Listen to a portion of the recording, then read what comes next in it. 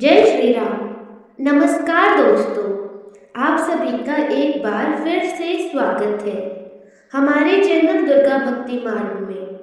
आज हम लेकर आए हैं बहुत शक्तिशाली और चमत्कारी हनुमान जयंती की व्रत कथा। इसे सच्चे मन से सुनने से सभी कष्ट दूर होते हैं और मनोकामनाएं पूरी होती हैं। अगर आप अपने जीवन के संकटों से परेशान हैं तो आज की यह कथा आपके लिए बहुत खास है। इसे पूरा सुने, हनुमान जी आपकी हर मनोकामना पूरी करेंगे। हर साल चैत्र पूर्णिमा को हनुमान जयंती के रूप में मनाया जाता है। इस दिन भगवान श्री राम के प्रिय भक्त हनुमान जी का जन्म हुआ था।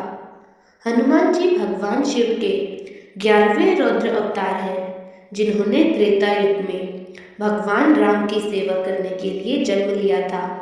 अब सुनते हैं हनुमान जयंती से जुड़ी एक पौराणिक कथा। एक बार की बात है, ऋषि अंगिरा इंद्रदेव के लोग पधारे। इंद्रदेव ने उनका विधिवत स्वागत और सत्कार किया और ऋषि के मनोरंजन के लिए पुंजक स्थला नाम की एक अत्यंत रूपवती अप्सरा के नृत्य का आयोजन किया। पुंजक स्थला ने बहुत ही मनमोहक नाच का प्रदर्शन किया, लेकिन मुनि स्वभाव होने के कारण ऋषि अंगिरा को इन सब चीजों में कोई रुचि नहीं थी। वे तो नृत्य की ओर आकर्षित न होकर प्रभु के ध्यान में मग्न हो गए। जब पुंजक स्थला का नृत्य समाप्त हुआ तो देवराज इंद्र ने पूछा, हे महर्षि, आपको इस अप्सरा का नृत्य कैसा लगा? इस पर ऋषि अंगिरा ने उत्तर दिया, हे देवराज, मुनि स्वभाव होने के कारण मेरी नृत्य या ऐसे चीजों में कोई रुचि नहीं है। इस कारण मैंने इस अप्सरा के नृत्य पर बिल्कुल ध्यान नहीं दिया, इसीलिए मैं इसकी प्रस्तुति के बारे में कुछ नहीं बता सकता। ऋषि अंगिरा द्वारा अपनी प्रशंसा न सुनकर पुंजक स्थला ने उन पर क्रोधित हो उठी। इस पर ऋषि ने उन्हें श्राप दे दिया और कहा, तू जिस रूप पर और सौंदर्य पर अभिमान कर रही है वो नष्ट हो जाएगा और तेरा अगला जन्म वानर रूप में होगा। मुनि का श्राप सुनकर पुंजक स्थला को अपनी भूल का आभास हो गया और वे उनके चरणों में जाकर गिड़गिड़ाने लगी और क्षमा याचना करने लगी। इस पर मुनि ने कहा, इस श्राप का प्रभाव तभी समाप्त होगा जब तुझे संतान की प्राप्ति होगी।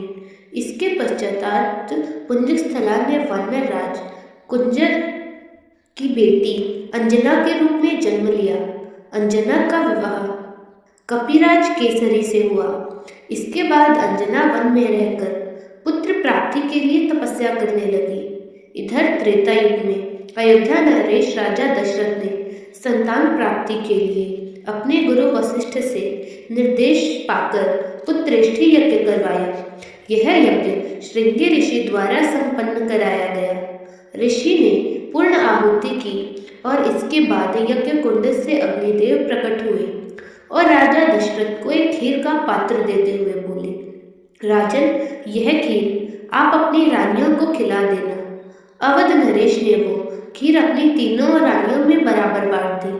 कौशल्या और सुमित्रा ने तो खीर ग्रहण कर ली, लेकिन जब रानी कैकेयी खीर ग्रहण करने लगी तभी एक चील आई और उस खीर का कुछ अंश झपट कर अपने मुंह में लेकर उड़ गई।